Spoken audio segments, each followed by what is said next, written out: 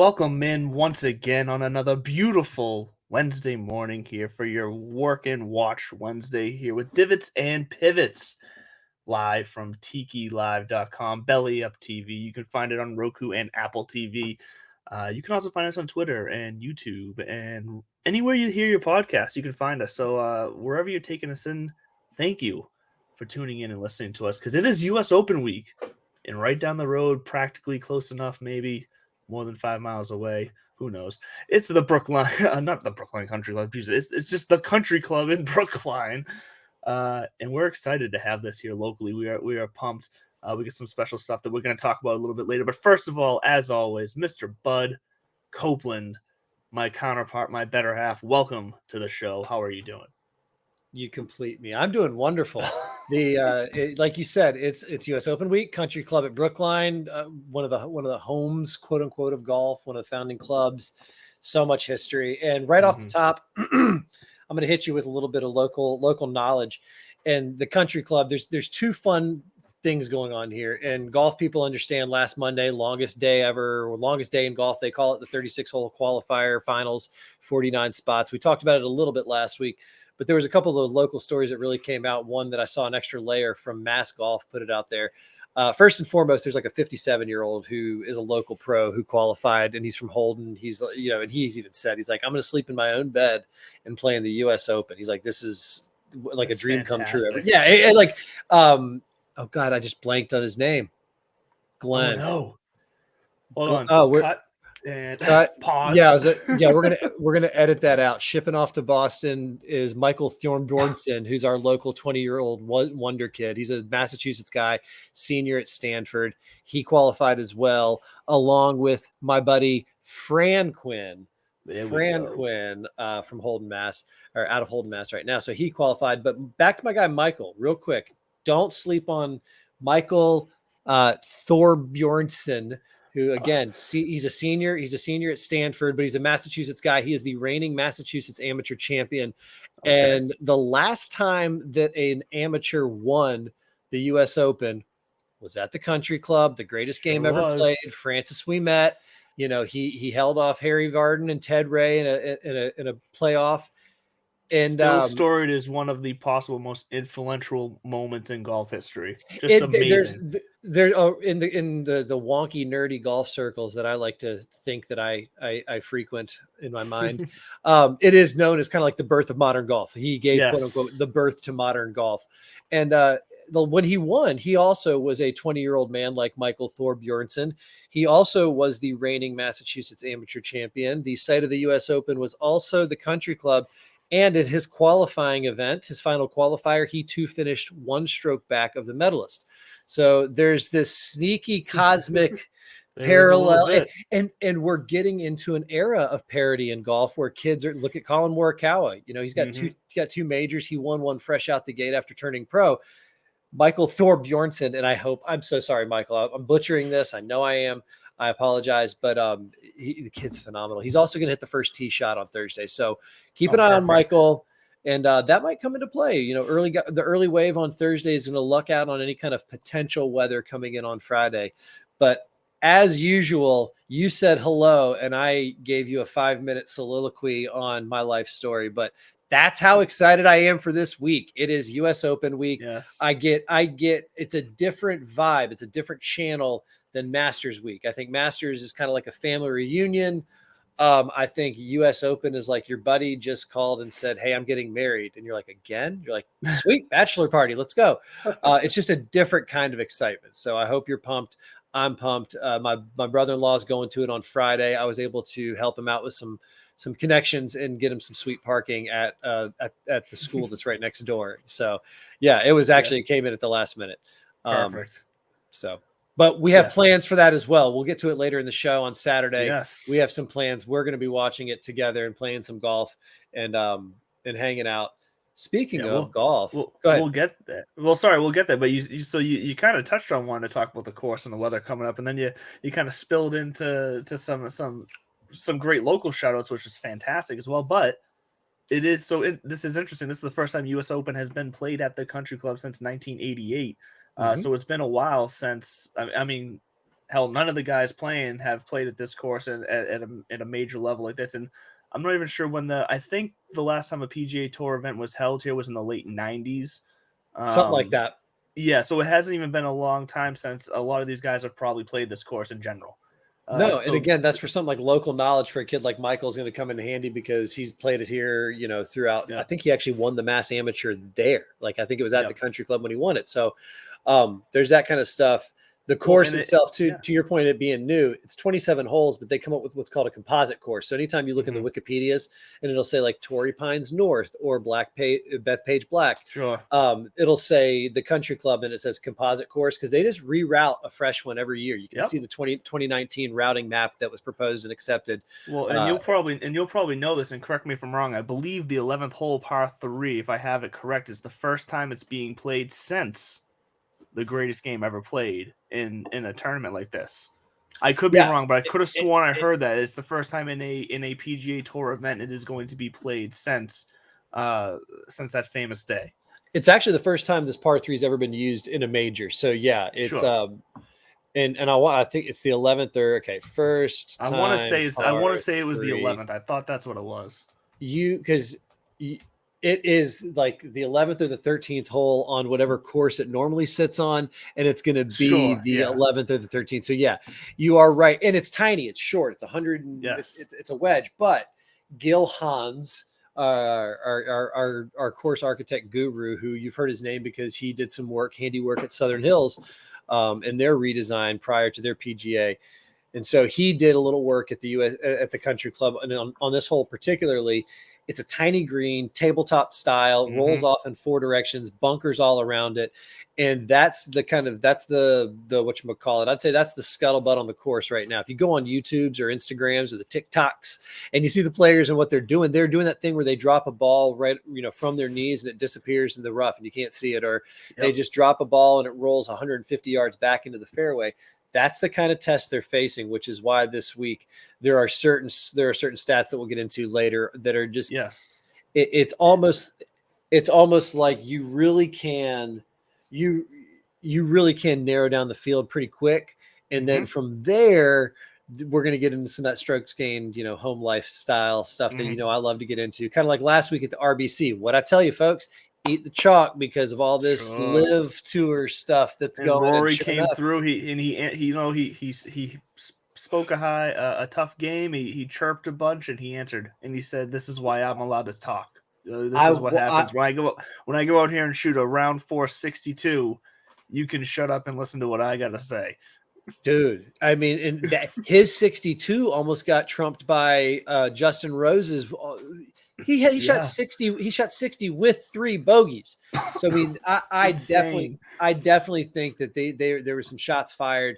What made me laugh about Rory, I kind of wanted to hug him afterwards because he's such a nice guy, and it didn't pain him to do it, but he was smiling, kind of like, yeah, it's one more than somebody else I know. Wink, wink.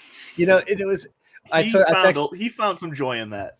Of course he did, and he was doing it for more than himself. He was kind of saying like, there is glory in what we do here, and what we do here matters, including you, Greg. Like, hey, your legacy is not going to be defined by this. It's over here, and you're continuing it into this realm that you have to accept. It's now part of you. I texted my buddy. I said he looked like the kid in gym class who's always getting picked last, and he's always getting smashed in dodgeball and everything like that. And then all of a sudden the spelling bee came around and he waxed everybody. And he's like, look at me now, Greg. Huh? Who's the shark now? So, which that too is very on brand. I don't want Rory to be a dick. If he's going to try to be mean or throw shade, I want him to look like he's doing it as a Brit would, very politely. He just answers it on the course. Now Justin Thomas and John Rahm, and we're already kind of falling right into what we have to, which is this live tour. I was gonna say, well, maybe we do the live tour. I'm not, because I don't want to miss. I don't want to. Back to the course. Okay, are we gonna go back to the course? You think, or are we gonna go back to the course? Okay, let's quickly go back to the course because I think because you brought up a good point in that. I think with the way this course is, because look, it's barely over 7,200 yards. It's a short course for PGA standards. the rough is, from everything we're hearing, is going to be insanely hard this week. So this is going to be a course where, and like you said, with the way the greens are, you know, a lot of tabletop greens, you got to place the ball right. Is going to bring into a lot tiny greens. A lot of guys who have some knowledge of this course are going to have a shot this week to at least make the cut. Now, I'm not telling you your boy there, Michael Thomas Bjorn, whatever his name was. I apologize. I just can't. Thank you. It's just Michael Thornbjornsson. Thornbjornsson, that's it. I'm not telling you he's going to come out here and win, but would it shock me if someone like that, who has a history of doing well in this course, is low amateur, makes the cut? Like, not at all. Like, there's going to be value out there, and you're going to have to find guys who can really surgically play this course this week, because if you're in the rough, you're dead. Yeah, it's gonna the local knowledge will help. Unfortunately, nobody, like, this is also, the country club is not kind of like Southern Hills where, like, hey, yeah, everybody come on in. I mean, it's a pretty tight knit group. Yes. It's not like it's not like anyone's a member here. Like, none of the big names are members here. I'd actually love to know if any of them are, right. Like, they kept Brady on the ropes until he brought home, I think, the 5th Super Bowl. That's when they were like, okay, all right, sure, now you're welcome. No, but it's gonna be fun. You got to hit the fairway, and then you got to be able to putt. And here's something else. Here's a sneaky little kind of detail. I didn't see this until recently. POA greens. We're back on POA. East Coast POA. I didn't think we'd see, you don't see it too much. It's a little different. But then again, the only reason I mention that is because I do associate, we've talked about this before, some of the West Coast guys who can tap into that in moments of stress. What's that muscle memory coming back to, when it is, Daniel Berger, Patrick Cantlay, Xander Schauffele, guys like that.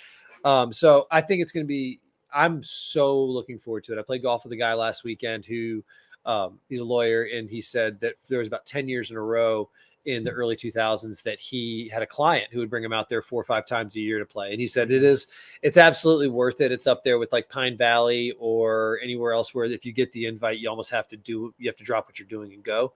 Sure. So it's going to be fun to get back there and see these guys get pushed around a little bit. I'm not going to lie, because that's what the U.S. Open is always about. It's supposed to be. It's so interesting because you get the two dynamics where it's the Open to where so many people can qualify, where you have so many amateurs mixed into it, where it feels like the most accessible major out there, but at the same time, it also feels like, it doesn't feel like it is the most accessible major out there, but at the same time, it also tends to play as the most brutally challenging one. It's these two dynamics that you feel like shouldn't go together, but just it works. It like, I gotta love what you're pointing out. It's kind of one of those things. The most accessible thing is also the most exclusive prize. Yes. And when you talk to, that's why I'll go ahead and tease it right now. I'm in love with Brooks. Koepka at the U.S. Open for many reasons, but also he does have a switch that back-to-back winner. He finished, and then he was runner-up like the year after. He doesn't mess around. And he knows he's another one. He's pissed, and it's not the money. I think we've seen it. Okay. Charles Schwartzel got $4.78 million, and okay, cool. So here's my thing on the Live Tour, and I'm going to go ahead and make my statement.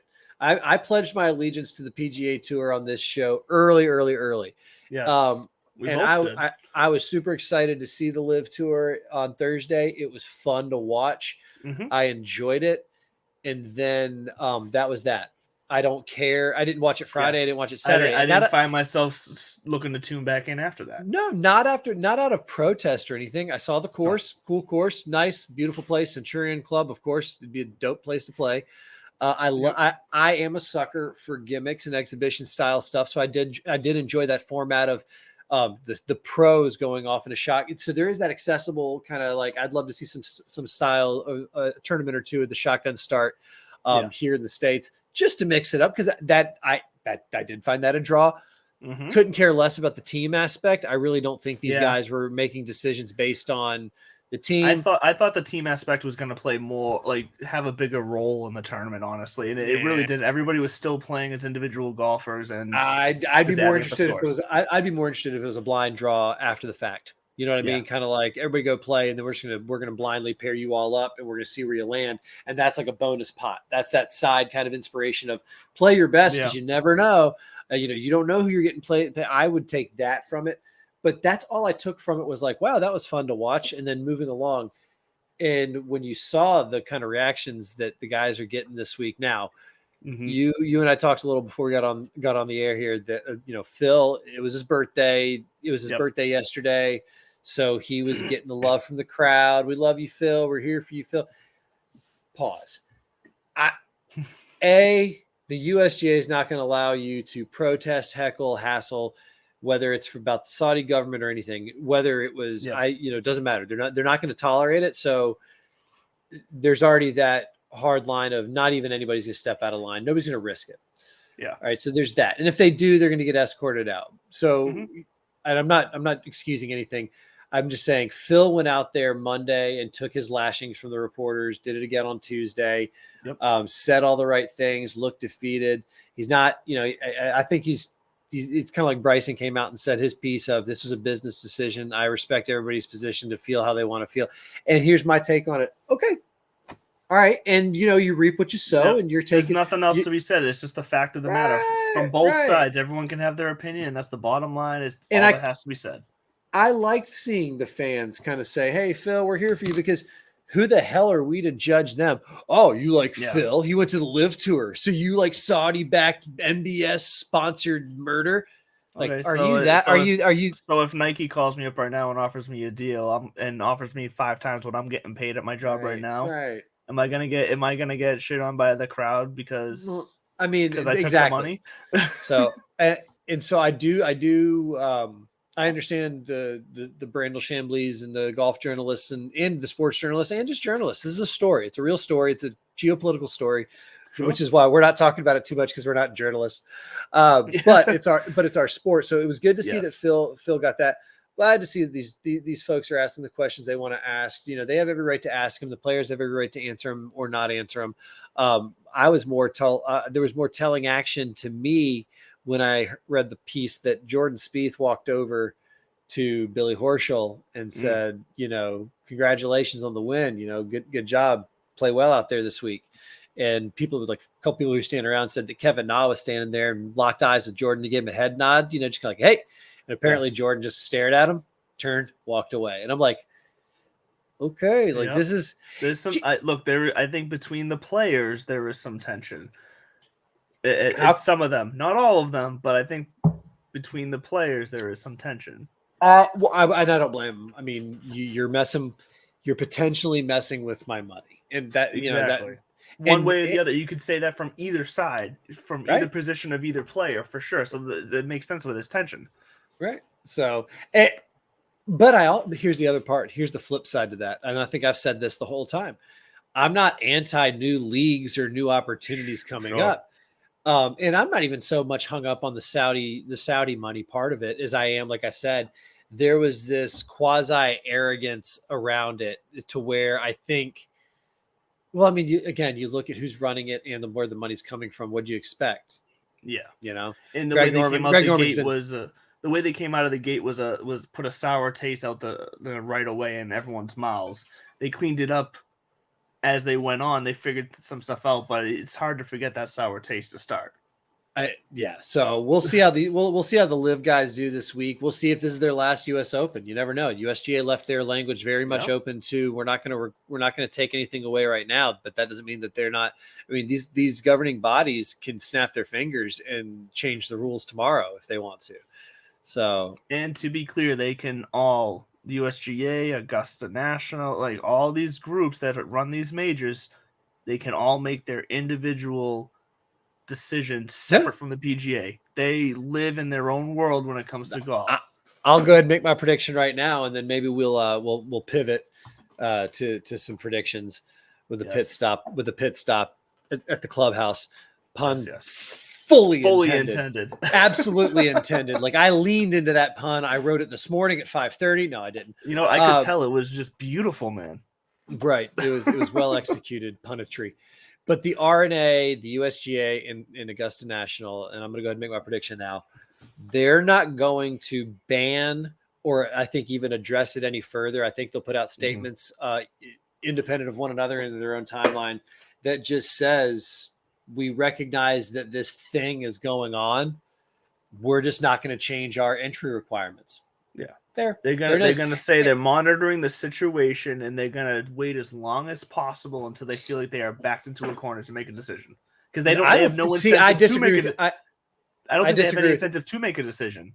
Well, okay, we'll see. I agree that there's no rush for them to make a decision. I don't think it's going to be from them being backed into a corner. I think that but that's what I mean by the subtle, because this is not, they're not in a position to say like, oh, this doesn't affect us. This doesn't. Yeah, it does, because everybody knows everybody in this circle. So what are you doing when Greg Norman and these people reach out to you? What are you going to tell them when they apply when they say, hey, can you offer up 2 invitations or 4 invitations to the winning team from the Live Tour, and then the top finishing individual not on that team? Like, there's going to be some sort of offer that comes in, and those are 5. You know it's coming. It makes sense that it's coming. Those are 5 spots, and I could see some of them maybe cutting a deal, but I could also see them all wanting to say, we don't believe in this. We don't want to get into bed with this. But instead of saying that out loud, all we're going to do is just say, we're not making any changes at this time. And like you said, monitor the situation. Because then that way it'll either naturally just die out. Sure. There's no way you have to be a past champion to get here. And the PGA Tour, or the minute that the PGA Tour and the Live Tour make some sort of agreement or understanding, which I don't see that happening. Fun fact, though. Did we mention? I don't think we mentioned this last week, that back in 1968, when the PGA Tour got its start, it was born out of an incredibly similar set of circumstances, where the touring pros, the guys who were actually doing this full time and they had stopped teaching, were getting upset with kind of the staleness of it, the lack of money, the fact that these fields had so many of these teaching pros in it. They were PGA pros, but it's kind of like, is this really a professional tournament? So they broke off. A bunch of them broke off. They formed their own group / organization. It existed for about 4 or 5 months. They gathered up sponsors. They had tournaments lined up, and then the PGA Tour, the PGA, and this group, which was the American Professional Golfers. It was APG. They just switched the letter around. That's it. American Professional Golfers. And they came to an agreement ultimately and came back together and formed a new tournament advisory committee. They honored all obligations and all contracts that were made by all parties. But this new group was the PGA Tour. So we're talking, and so I've read this article from the Spokane Review, December, 1968. And the way they described it was identical. I mean, small group of pros dissatisfied over money and other circumstances around how the tournaments are being run.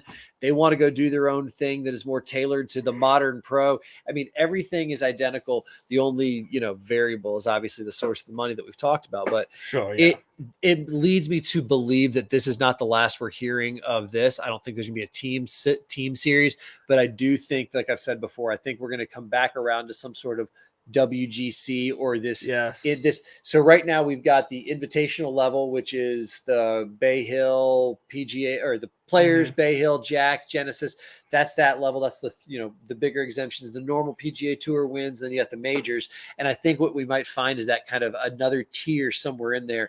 That again, at the beginning of the year, you have got to have finished in like the top 60 of the FedEx Cup the previous year. And then if you're still within the top 60, you can qualify for these. There's going to be some sort of middle level in there. Yeah, it feels like it's just going to be an evolution of, like we said, something they already have in the WGC, something that is technically outdated for what the WGC was created for.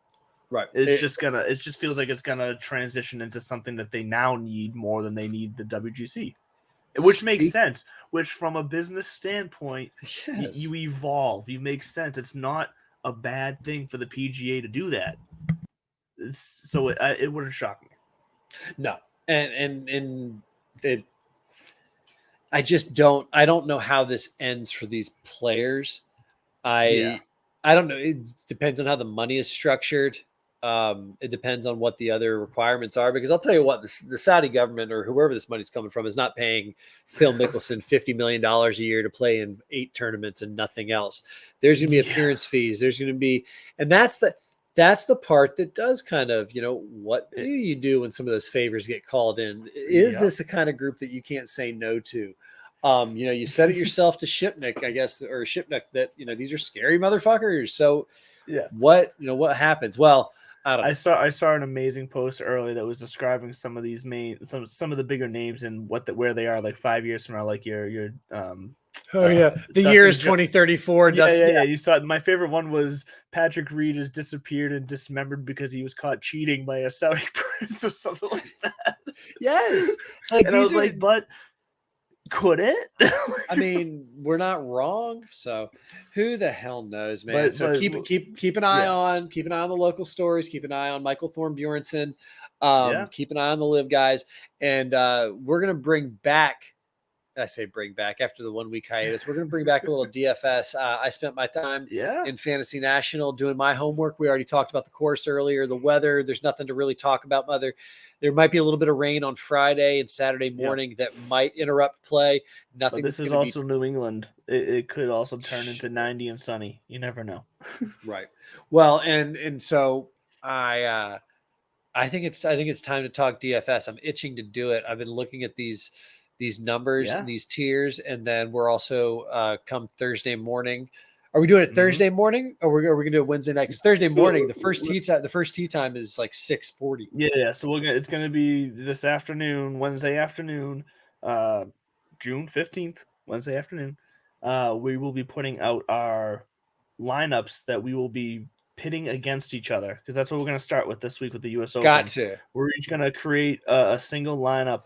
And we're going to start kind of tracking who beats who each week, and kind of see where it goes. Because as we're 20 with the single player bets, Bud has not got a good record against me. He will be showing up to something we are about to talk about on Saturday with a 6-pack of tall ones for me, because Corey Connors came through for me and not for Bud.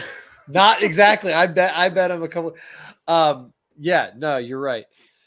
But that does bring us to, so this Saturday, June 18th, it's Saturday 4 to 7 p.m. at the Clubhouse in Middletown, Massachusetts. If you are in the New England, Massachusetts area, come out and see us. We will be there, like I said, from 4 to 7. We will be on a simulator for that entire time. We will be set up. We will be doing a live show from 5 to 6:30 with special guests live on the air with us.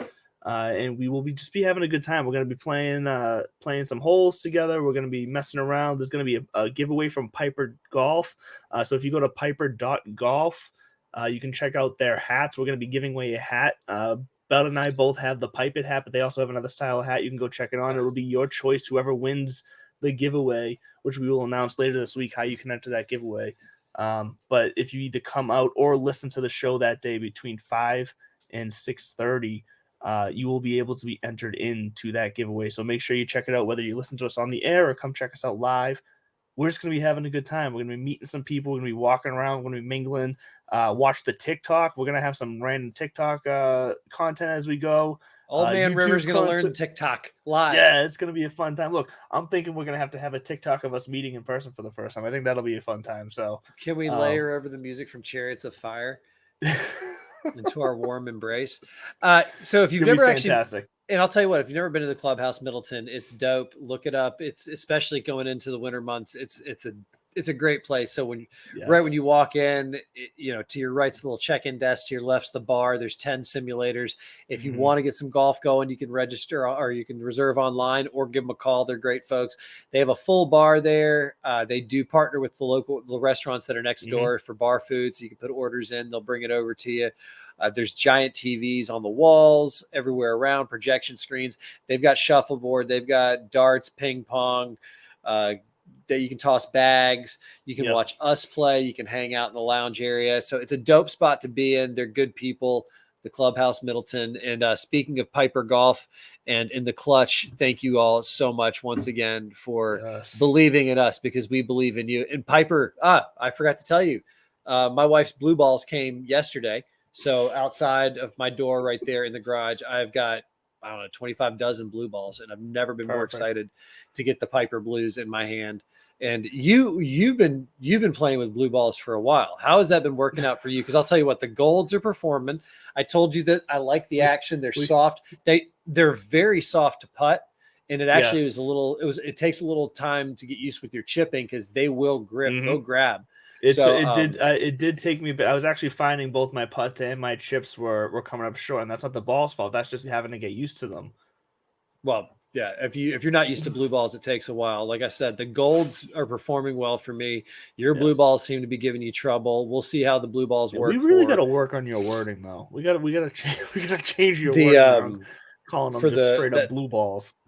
Well, they're the Piper Blues, and so they are golf balls, and ergo they are blue balls. So shouts to the gang. We cannot wait for Saturday. It's going to be a fun time. I'll tell you what, we're going to get to see. We're going to have some little friendly side action bets. We're going to be seeing what's going on in the tournament. We'll be following our picks that we're going to be talking about here shortly as we compare notes and homework. And super fast, we were also going to have the guys from Scoreboard Addicts. If you're familiar with them, Scoreboard Addicts is going to come on for a few holes. They're going to basically just sit there and roast our golf swings and how we're just going to have a fun time kind of jarring back and forth with them. But then we're also going to have some catch-ups. If you remember from early on in the inception of the show, we had some guests on, and Chad Eckert and Bo McBriar. They will both be joining us back again for a few minutes. We're going to catch up with them, see how their picks are doing. I can't wait to find out. Bringing back the favorites. I can't wait to find out what happened to the Patrick Reed. Always Chad, I was thinking the same thing because I told you earlier I always bet Brooksy in the majors. I'm gonna lean into Brooksy here in a second too. I don't care what the numbers say, but that's gonna be fun to bring up. And I'm looking forward to the gang from the Scoreboard Addicts coming on.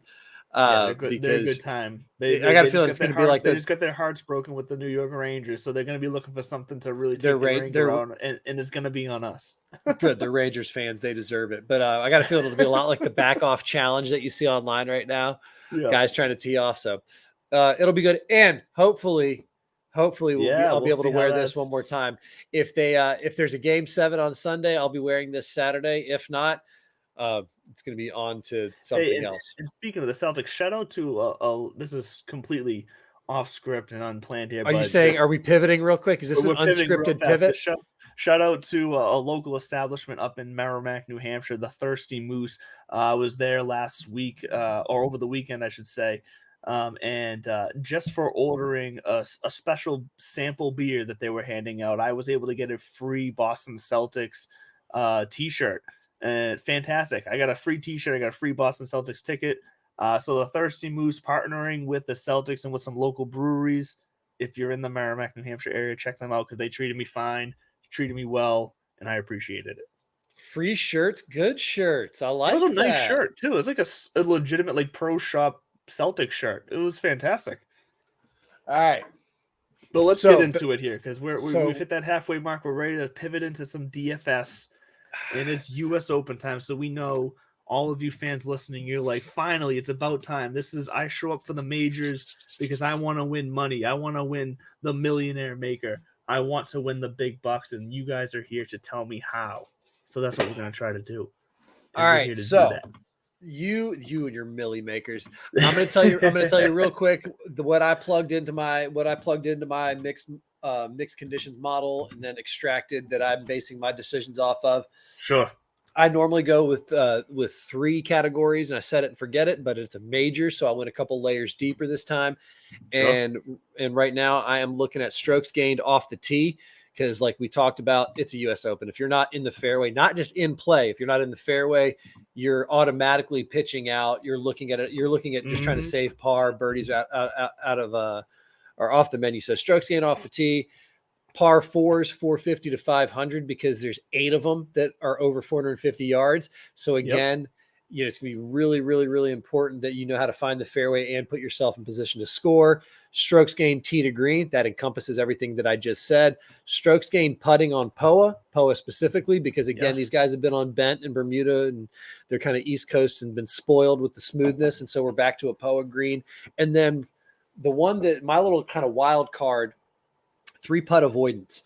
The U.S. Open's a place you hear people talk about it. You can't You literally can't give away strokes. You can make mistakes, but you can't give away a stroke. And a 3-putt is 1,000% giving away the stroke. So those are my 5 off the tee, 450 to 500 on the par 4s, tee to green, putting, and no 3 putts, no 3 jacks. As my buddy would say, 3 putts are for losers. Man, so we're actually quite we're like kind of the same on like maybe same but different. Yeah, it's interesting. So I'm gonna counter your. So you're putting the emphasis on the total length of the par 4s, and I get that because there's a lot of them. I actually want a slightly different route in this, and I went from a proximity of approach shot of 175 to 200 because the way I'm looking at it is that don't make that face at me. The way I'm looking at it is that I think a lot of these guys are going to play it safe off the tee. I think we're gonna see some safer clubs use, and they're going to leave themselves with these longer approach shots. So if you're able to stick it tight, like we said, on these smaller greens from a longer distance, those are the guys I'm looking for. And yes, I'm still prioritizing fairways gained as a main key stat because you still got to put it in the fairway no matter what club you're using. But I really that proximity of 175 to 200 is definitely a main. That and strokes gained approach are like my 2 like massive stats this week. Stroke gains, putting is right up there too, but you know the putting is not going to matter if you're not putting it close in the first place. Oh, I'm sorry. No, I was exhaling because I actually like that. I can't disagree with it, and now I just kind of want to get into it. Let's do it then. Let's see where this. I'll be curious then now to see where our picks differ a little bit because this could end up being perfect for our first kind of head-to-head battle this week because we may end up with some different results considering our key stats. And I don't mind. I mean, this is one of those things. It's kind of like preparing for some, actually it's kind of like preparing for Hunger Games together. I never understood why they were training together. You're going to kill each other in the end. Why are you training with one another? No, but this point, what? Nobody eat the berries. We will both die. Jesus. Spoiler alert. So I'm going to ask you real quick because I personally don't really care about ownership this week. I almost think that you have to go with what the numbers are telling you because you can't be smarter. You can't be smarter than the event. There really is no such thing as a fluke winner at a U.S. Open. Correct. Even people who might seemingly come out of nowhere, nobody falls ass backwards into a U.S. Open. So that said, in the 10K and above, according to the numbers that I crunch, see, my gut wants to go with a JT. Again, I think that's where because JT, John Rahm, and Rory are the 3 that stand out in my calculations, and really John Rahm being the chalkiest of them all. But I don't really put too much stock in the back-to-back thing. I think it's possible for these guys. What's his face? Brooksy did it, but I'd be focusing on those guys. Rory obviously is in form and hungry. He's won them. He's won a couple of US Opens. The second half of that 10K range is almost too juicy not to start with him. That's what I'm saying. I don't understand where I'm glad you got that nice snortle there. My allergies are killing me. But I don't understand how he's not. I don't understand how he's not higher. Like, I mean, Scotty, I get it, but Scotty also could be cooling off. You're not unless you are Tiger Woods, you don't go on heaters like he's been on for the entire season. So we'll see. I'm personally kind of thinking much more in the John Rahm, Rory McIlroy. I'm going to keep my eye on Justin Thomas as well. Yes. Just because he is so dadgum good with what you identified, which is those approach shots from 150 to 200. I mean, he hits a shot to 200 the way that, I try to hit it like 125. These guys are just nuts from that distance. So that's kind of where I'm keeping my eyeballs. So, oh wow, my whole computer just tipped over. Fire the intern. Fire the intern. No, don't fire the intern. The intern was great this week. I'm just kidding. Yeah, he was awesome. Shouts out to hold on, I don't want to get Alec Kelly. Shout out to Alec Kelly this week, helping the show out. Thank you, intern Alec. Promos for the Saturday event. But anyway, so I'm really liking, given the price and the form, the kind of the landscape of the rest of the pricing throughout the tournament here. I mean, it's really hard for me not to start with Rory, and then find myself getting a couple guys in that low to mid 8K range, because I'm looking at that 8K range down there and I'm thinking I can get a Daniel Berger, I can get a Matthew Fitzpatrick, I can get a Shane Lowry, a Hideki Matsuyama. Well, Shane Lowry and Matsuyama are actually low 9K, so I'm sorry, I'm a little off on there. But still, there's guys down there right now in that range that like, this feels like their type of course, their type of play. So back up to the 10K and above. What are you saying again? Tell me again. You feel similar with the Rory-ish kind of. Yes, vibe? I agree with you that the three that I'm looking at there most is Thomas, Rahm, and McIlroy. Like, I 100% agree with you on that. Perfect. I'm probably, just for price and the fact that he ranks out better than the other two, Rory's my guy up there right now. And coming off the win at the Canadian, I think he's in this mental fortitude right now that the back-to-back thing just is not even a factor. No, He seems to be playing with this fire at the moment that it's almost like one big long tournament to him. There's no separation of days right now. He's coming off the win at the Canadian Open, going into the U.S. Open. It just seems like it's going to be a continuation of his form. Maybe I'm way off there, but it's hard for me not to start with Rory. And I think you nailed it. Like, in a tournament like this, where there's so many kind of casual players jumping into the mix because of promotions and whatnot on your DraftKings, on your FanDuels, on Yahoo, wherever you're playing, ownership does take a bit of a back seat because it's going to be all over the place. There's going to be people throwing out some funky lineups because they can, because there's so many different people, so many different people playing this week, that there's going to be a lot of funky lineups that are really going to throw off the ownership. So you just got to go with the guys that you think have the best chance of winning. And right now, for me, in that 10K range, it's Rory.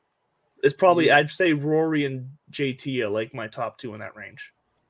Perfect. You just the light bulb just went off as you were talking about it. You have to eat the chalk, because on a course like this, in a tournament like this, it's do or die. And if you have to hit the guys who are playing well, there's only going to be a handful of them. So you've got to make sure you nail them. And again, you can't outsmart yourself and think that you're going to supplant them elsewhere. So 10K, we agree. 9K. Here's the thing about the 9K range, because I'm with you in the sense that I breezed past it kind of quickly after the 10K, because 10K was so juicy that I almost locked in immediately on one of those guys. Like, I know I'm gonna snag something here. I'm gonna plant my flag up here. It's a chalky week. It's tournament time. It's major time, which almost forces you to skip 9K, because if you go 10 and 9, then you're really handcuffing yourself, and then you got to go dumpster diving. No pun intended. And because, like always, it's a major. The price ranges are deep, so if you're gonna go 10K, it's easy to skip the 9K range. So, nobody in 9K. Patrick Cantlay hits for my model pretty big. Mostly, I think it's the POA. He's great on POA. That means the Genesis. He's just West been playing guy. So inconsistent recently. That's the problem. Will Zalatoris just I don't think so. But Xander's the other one that kind of pops for my model. But at 96, big in my model. He does, but at 96, I don't want to spend that kind of cheddar for him if I'm going to plant my flag at the 10K range. And I am going to go down to 8K, mostly because I already told the world I always bet on Brooks. Yeah, in the U.S. Open, if he's healthy, I want him there. But as you're talking about some of these other names, guys that pop on the model for me, Max Homa and Tony Finau. Tony just coming off of his week last week. Max Homa, I don't think so yet. Sam Burns is still top 20 in my model, and so is Daniel Berger. So, and Billy Ho's at 13, and Cameron Young's at 15. These are in my models. So I've got a lot there in that 8K range that has potential if I'm as smart as I think I am. And that's the key. Are we ever as smart as we think we are? I know I'm not. I don't know about you, but no, thank God I'm pretty. Yeah. Hey. That's for you to decide in your mirror, I guess. But mirrors never lie. So if I am gonna play a little action, obviously, like I said, I'm gonna be taking Brooks at 8,700. I don't care that he ranks shit on my models. I think it's U.S. Open, it's major season, and I really do think that he's going to play well this week. I think he's kind of seeing everybody else. John Rahm was out there. He made his stand, at the press conference. Rory got to win. JT got to chirp. Everybody else is chirping. Mm-hmm. Brooks finally went off at some reporter. He's like, why are you talking about something that happened last week? And the guy was like, oh, he goes, you can't drive a car looking in the rearview mirror, can you? And the reporter's like, nope, no, you can't. He goes, thank you. Anything else? And I'm like, yes, I want to see it. I want him to go out there and shoot the sexiest 71 that we've ever seen, because it's going to be a tough try. Hey, I'm not going to lie. I may have just made my lineup to go up against you. And it's a pretty good. I feel like it's a pretty sexy lineup, and I'm going to be I am able to use your main guy against you and Brooks. I good. I welcome it.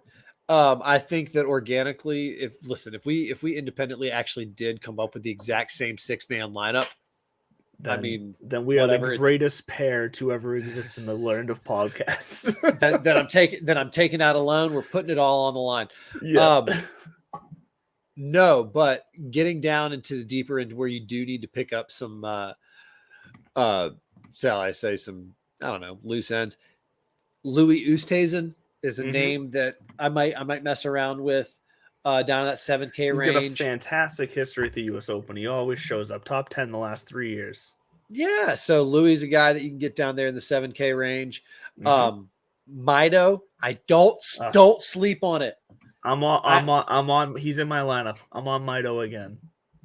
And then, as always, Patrick Reed at 7,200. Boo! I just, could you imagine if Patrick Reed won this U.S. Open? Oh my God! What? I mean, that almost made me choke. You just heard that, everyone. I think that would break golf if Patrick Reed won this U.S. So here's the irony. Remember, it was like 4 years ago that he was Captain America. I know, right? Right? It really was. Oh God! Can we talk about someone who does in that low 7K range, who I think is going to go underowned, who I think has the perfect game for this scenario, who hasn't been playing a lot recently. He finished 60th at the PGA Championship. Not a fantastic finish. Made the cut, but not a fantastic finish, obviously. Hasn't played since, but finished 13th at the U.S. Open last year, and that is at 7,300, Mr. Russell Henley. I don't mind a little Henley action this week, and I think I know we're not putting a lot of stake in ownership this week, but I want to, it's going to make me select more favorite players before it gives me, hold on, give me 2 seconds here. I got to star some guys. Good. While you're star Sungjae M for me while you're at it, because that's a guy I have my eye on in the 7K range. Oh, Sungjae, a name who hasn't been said on this show in a while. No, but I mean, he is top 10 off the tee. He's top 10 in that par 4 range, and he's at least top 45 in the putting. You want to know what ownership you can enjoy him at? What? Just about 18%. Chalk it up. You know what you can get Russell Henley at? What? 8%. Do you want to do a side head-to-head Henley against M for that 6-pack? Here's the deal. Okay. Here's the deal. Yes. I'm bringing a 12-pack Saturday. Okay. And if Sung, actually, no, I'm going to bring a 6-pack and just bring the 6-pack. We'll play for the 6-pack. We'll leave it there on the counter. And no. I owe you that. That's right. You do owe me a 6-pack. I owe you 6 tall boys from Corey Connors a long time ago. We'll settle this up next week at the end of the tournament, assuming Russell makes the cut, because I'll take Sung Jae over, on Russell. Yeah. Okay, let's do it. I'm gonna put my Henley on my card this week. No, I didn't say I'm actually going to play. I might not even play Sung Jae in my lineup, but I'll take him. I'll take him straight up on Russell Henley. I like it. That's fine. So before we, we're not really pressed for time, but I do want to just get your take on my lineup here, because you're gonna like your hand. Yeah, I'm gonna tip my hand right now. Why not? Yeah. Because you know what, you can be listening, and then just in a couple hours, we're gonna release these on Twitter, and you can go ahead and like and retweet them as well. So if you like my lineup, if you like Bud's, if you dislike either, just let us know. Hit a comment. We don't care if it's a positive or negative comment. We just want the love. We want to know that. We want to know that you're listening. I breathe vibes. Yes. But here's so like I said, I am definitely starting with Royal. I said with Rory McIlroy. That's the British coming out of him. The Mr. Royal McIlroy. Mr. Royal No. So I'm McIlroy. going to start my lineup off with Rory McIlroy, and then coming in at 8,400, I am going to go to Daniel Berger because he does rank out number 1 in my model this week. And if I was anything on this show, I'm not going to ignore the way my model works and go number 1. And that, in fact, most of these, actually all 6 of these guys rank out top 20 in my model, and the majority of them rank out top 10. So I have Rory, I have Daniel Berger, I have Mito Pereira, I have Russell Henley, Justin Rose, and Brooks Koepka coming in. And I think I have a pretty, for this type of tournament in a U.S. Open, I think I have enough veteran names here that are going to come through and show up at least to finish in your top 30, top 40 range to get enough DK points to hit their value. Russell Henley Jr. the third. And just to make that clear for anybody listening, that is going to be my Millie Maker lineup right there. I'm going to, for the sake of the show, for the sake of this one one-on-one contest here with Bud, I'm going to only enter one lineup into the Millie Maker. I'm going to enter lineups into other contests as well, but I'm going to go for a one and done shot. I know it's not the greatest money management of maximizing of my entries, but we're going to go for that one and done in the Millie Maker. We're going to see what happens, and that's going to be the lineup. I like it. I like the fervor. I'm not there yet on my lineup. I don't know. Like I said, That's the only fine. one that's for sure is going to be Brooksy. Everybody else, I'll tell you, I am trying to make the math work. I don't know who my 10K guy is going to be, but I'll tell you that I'm definitely going to take 10K guy, either John Rahm, Rory, or JT. I do think you need one of those 3 in your lineup this week. Oh, I think it's a fair, and look, Scotty Scheffler might go out there and win for all we know, because he is playing some great golf this year, and especially in the majors. But at his price, I don't feel like you have to have him in your lineup. So he may go out there and win, but because of what you will be able to afford at, once you factor in his price, you may not necessarily finish towards the top of the standings. You might still cash. I'm not saying you won't cash with Scotty Scheffler, but with the savings you can get with your Rahm, Thomas, or McIlroy, I feel like one of those 3 is going to end up in, for instance, the millionaire lineup. So yeah, you got to take somebody in that 10K. I love, and that's the thing, is then I got a lot of love in the 8 and the 9. So I mean, I love me some Tony Finau. I love me some Brooks Koepka. And so it's going to be trying to find that combination of players that I really feel good about at the same time.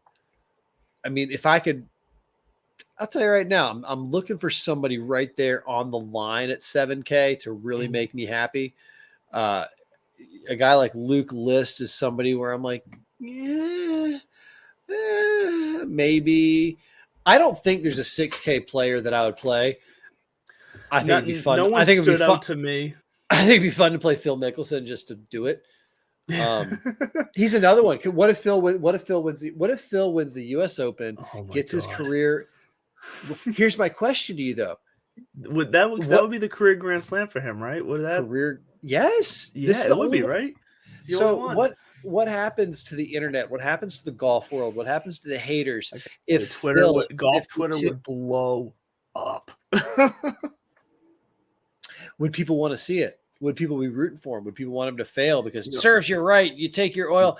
Look, I think when it comes down to Sunday championship golf, if it was Phil there going for the win, I think it would all balance itself out to where the golf fans would come out and say, we still would love to see Phil accomplish this. I think there would be a lot of support behind Phil to win this if it came down to him having a shot on Sunday. Well, and I think it would be a fantastic story. It would be arguably as big of a story as if Tiger were to come back and win. It would be like the next biggest story if Phil were to complete his career Grand Slam after playing mainly on the Champions Tour for a while and then moving over to LIV. I think if he came back and won the U.S. Open this year, it would be a massive story for golf and would go down in history. I've got a sleeper that I think is gonna end up rounding out my lineup. Is it Michael Thornbjorn or whatever his name was? Thornbjornson? No, I'd take Michael. Where is my boy? What's my boy at? Yeah, what's his price? I didn't even look it up when you mentioned him earlier. Thornbjorn. He's 6,200. Sleeper right there. Sleeper. It's not. I know it's not. Give me your real sleeper. No, that's why they call it a sleeper, because I still haven't pulled the trigger on it. We'll find out if I end up going with Kevin Kisner. So keep an eye out for Bud's lineup this afternoon, Wednesday, June 15th, for his sleeper pick. Look, check out his lineup close, because he's obviously, I have a sense we're going with some different lineup strategies here. I didn't plan on building my lineup live on the show here, but I like it. You know what? I put it together and I just liked it so much that I'm going to fire it off. And I'm the one over here drinking on the air. No, actually, I'll tell you right now, my sleeper, because I'm actually kind of proud of it. The more I think of it, and it is kind of going all in on one aspect and one aspect only. But when I think about a player who, if you take the bomber out of it, like you can be a bomber and that doesn't mean shit this week. You know, I mean, unless you're Rory and you're a bomber who can hit it 350 with a tight little draw and onto a landing strip. Sure. But is Kevin Kisner. Because he still is top 10 in putting, especially he's 8th on POA, top 10 overall. And if this turns into if this turns into a short game fest, that's his bread and butter. If he can, and he's always talked about he's never going to win a major because Augusta's not set up for a guy like him. Well, no, it's not at 7,800 yards. Southern Hills, Kiowa at 8,000. This is set up for a guy like a Kevin Kisner who hits a 260 little fade mechanically every single time and can just find a fairway. And from a 150 in, that's where this game is going to be played. This entire major is going to be won 150 yards in, because guys, when they do miss the fairway, are going to have to get up and down from 120, 100 yards in just to save par. That's Kevin Kisner to a T. So he's a wild card in the sense that recent form isn't wonderful, but he also hasn't been shit in the bed. It's not like so I don't know. He might be the linchpin that frees up also $100 extra that then does some other things for me, that domino effect. Because I started looking down at the 6K range thinking, is there anybody down here? So Bulldog Nation, we might have to come together, not for Brendan Todd, but yes, we'll come back to Brendan Todd, but for Kevin Kisner at the US Open. You heard it here first. I don't hate the Kisner call out.